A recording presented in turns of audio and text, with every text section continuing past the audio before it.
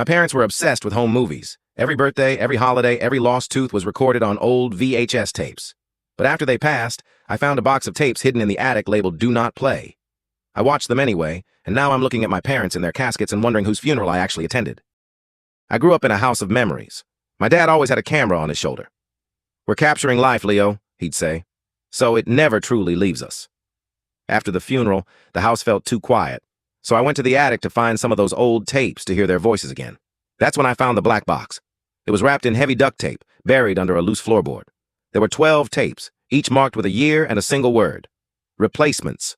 I put the first tape into the player. It was my 5th birthday. The scene was exactly as I remembered it. The blue cake, the backyard, the singing. But then, the camera panned to the left, showing my parents sitting on the porch. Except, they weren't my parents.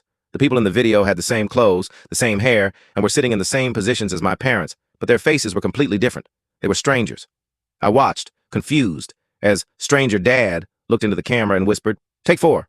He doesn't notice. Proceed to the next cycle." I fast-forwarded through the tapes. Every year, the people playing my parents changed. Every 3 years, a new couple would move into the house, learn the script of our lives, and continue raising me.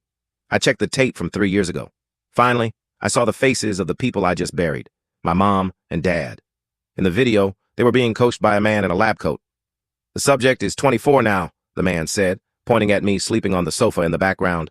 "The previous unit expired due to the planned illness. You have 48 hours to memorize his childhood triggers. If he suspects anything, the cycle ends for everyone."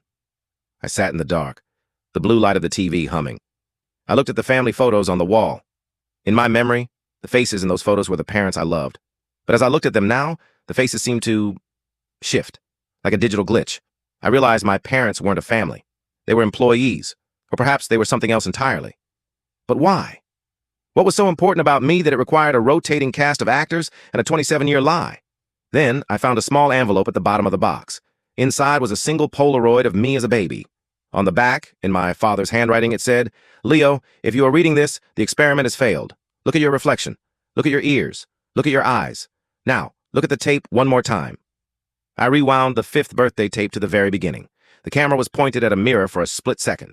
I saw the cameraman. It was me, not me as a child. Me, as I am right now. Wearing the same shirt I'm wearing today. I haven't left the attic. I can hear the front door opening downstairs. I hear 2 voices, a man and a woman. "Leo," the woman calls out. She sounds exactly like my mother. "Honey, we're home. We forgot the keys, but a nice man in a suit let us in. Come down and eat." I'm looking at my hands. They're starting to flicker. I'm not sure if I'm the one being watched or if I'm the one who's been recording this whole time.